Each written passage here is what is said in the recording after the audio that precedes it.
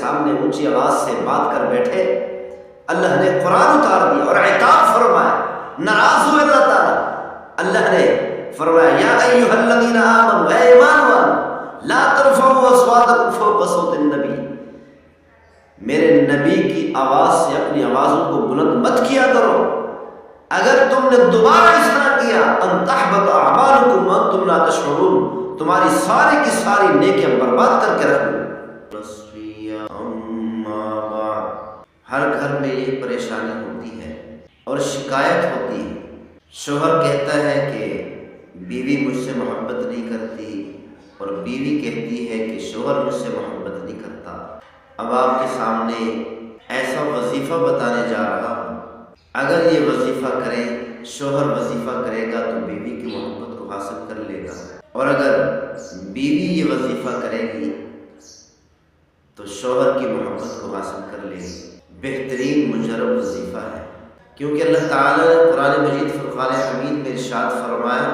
وَمِنْ آيَاتِهِ أَنْ خَلَقَ لَكُم مِّنْ أَنفُسِكُمْ أَزْوَاجًا، کہ اللہ نے فرمایا کہ میری علامات میں سے، میری نشانیوں میں سے ایک نشانی یہ ہے کہ اللہ نے تمہیں جوڑا جوڑا پیدا کیا، لِتَسْكُنُوا إِلَيْهَا، تاکہ تم سکون حاصل کرو۔ اللہ تعالیٰ نے یہ جو میاں بیوی بنائے ہیں، شوہر بیوی بنائے ہیں، اللہ تعالیٰ کے یہ بنانے کا مقصد ہی یہی ہے کہ گھر کے اندر سکون ہو، شوہر کو بیوی سے سکون حاصل ہو اور بیوی کو شوہر سے سکون حاصل ہو۔ اگر یہ سکون نہیں مل رہا تو اللہ کی پیدائش کے خلاف ہے۔ اللہ تعالیٰ نے جس مقصد کے لیے پیدا کیا ہے، اس مقصد کے یہ خلاف ہے۔ اور اسی طرح اللہ تعالیٰ نے فرمایا وَجَعَلَ بَيْنَكُم مَّوَدَّةً وَرَحْمَةً، اللہ تعالیٰ نے تمہارے درمیان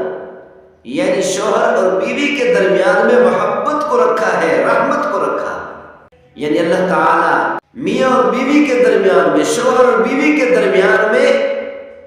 محبت دیکھنا چاہتا ہے۔ گویا کہ یوں سمجھو کہ اللہ تعالیٰ نے شوہر بیوی بنائے، ان کو بنانے کے بعد اب ان کے درمیان محبت دیکھنا چاہتا ہے، پیار کو دیکھنا چاہتا ہے، اور سکون اور اطمینان کو دیکھنا چاہتا ہے۔ یوں سمجھو کہ اللہ تعالیٰ انتظار میں ہوتا ہے کہ یہ شوہر بیوی بنے ہیں کہ میں ان کے درمیان میں محبت کو دیکھوں۔ لیکن افسوس کی بات یہ ہے کہ آج کل یہ محبتیں ختم ہوتی چلی جا رہی ہیں۔ اس کی وجہ یہ ہے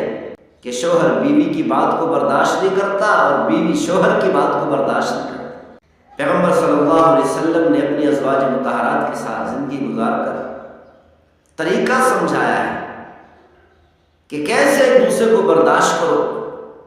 کیسے ایک دوسرے کی بات برداشت کرنی چاہیے، کیسے ایک دوسرے کے ساتھ معاملہ کرنا چاہیے، شوہر کیسے بیوی کے ساتھ معاملہ کرے اور بیوی شوہر کے ساتھ کیسے معاملہ کرے۔ پیغمبر صلی اللہ علیہ وسلم نے عمل سے بتایا۔ ایک مرتبہ سیدنا ابوبکر صدیق رضی اللہ تعالی عنہ پیغمبر صلی اللہ علیہ وسلم کے گھر حاضر ہوئے کسی کام کے لیے، تو دیکھا امی صدیق رضی اللہ تعالی عنہ پیغمبر صلی اللہ علیہ وسلم کے ساتھ اونچی آواز سے بات کر رہی، گویا کہ یوں کہو کہ جھگڑ رہی۔ جب حضرت ابوبکر صدیق رضی اللہ تعالی عنہ نے دیکھا کہ میری بیٹی عائشہ پیغمبر صلی اللہ علیہ وسلم کے ساتھ، نبی کے ساتھ اونچی آواز سے بات کر رہی ہے، تو سیدنا ابوبکر صدیق رضی اللہ تعالی عنہ نے فرمایا اپنی بیٹی سے تجھے اتنا بھی خیال نہیں آیا کہ یہ پیغمبر ہے، نبی ہے، اسی لیے مارنے کے لیے، تھپڑ مارنے کے لیے اپنا ہاتھ بلند کیا۔ پیغمبر صلی اللہ علیہ وسلم نے آ کر سیدنا ابوبکر صدیق رضی اللہ تعالی عنہ کا ہاتھ پکڑ لیا، فرمایا نہیں، مارنا نہیں۔ سیدنا ابوبکر صدیق رضی اللہ تعالی عنہ گھر سے باہر چلے گئے تو پیغمبر صلی اللہ علیہ وسلم نے مزاحاً فرمایا اپنی بیوی سے اگر تیرے باپ کا ہاتھ میں نہ پکڑتا تو تو پٹ جاتی۔ یعنی پیغمبر صلی اللہ علیہ وسلم مسکرا رہے، بیوی جھگڑا کر رہی، اونچی آواز سے بات کر رہی ہے، اور پیغمبر صلی اللہ علیہ وسلم دنیا اور آخرت کے سردار ہونے کے باوجود، تمام نبیوں کے نبی، تمام رسولوں کے رسول ہونے کے باوجود، پیغمبر صلی اللہ علیہ وسلم نے مزاح میں اس بات کو ٹال دیا، مزاح میں اس بات کو ختم کر دیا، گویا کہ بات ہوئی ہی نہیں۔ جبکہ دوسرے مقام پر حضرت ابوبکر جیسی ہستی، عمر جیسی ہستی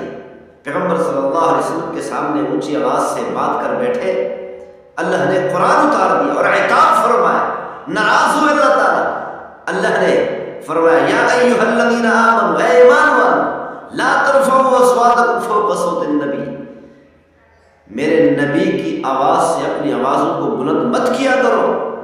اگر تم نے دوبارہ اس طرح کیا ان تحبط اعمالکم وانتم لا تشعرون، تمہاری ساری کی ساری نیکیاں برباد کر کے رکھ دوں،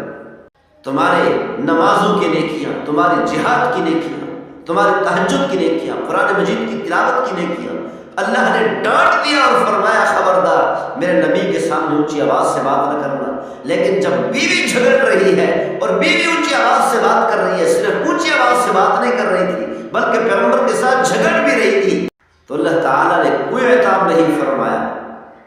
اللہ نے گویا کہ یوں سمجھو جب میاں بیوی کا معاملہ آیا، شوہر بیوی کا معاملہ آیا، چاہے وہ شوہر پیغمبر ہی کیوں نہ ہو، آخر الزمان نبی ہی کیوں نہ ہو، اللہ نے اپنا قانون ہی بدل دیا۔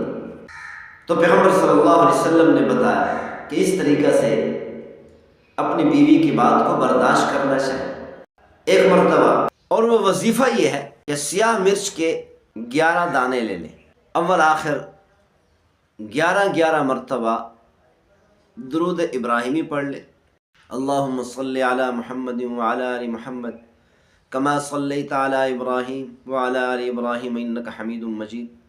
اللہم بارک علی محمد وعلی آل محمد کما بارکت علی ابراہیم وعلی آل ابراہیم انک حمید مجید۔ 11 مرتبہ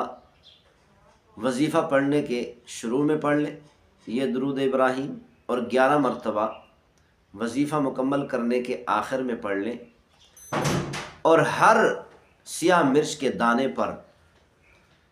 ایک تسبیح یا لطیفو یا ودودو کی پڑھ لیں۔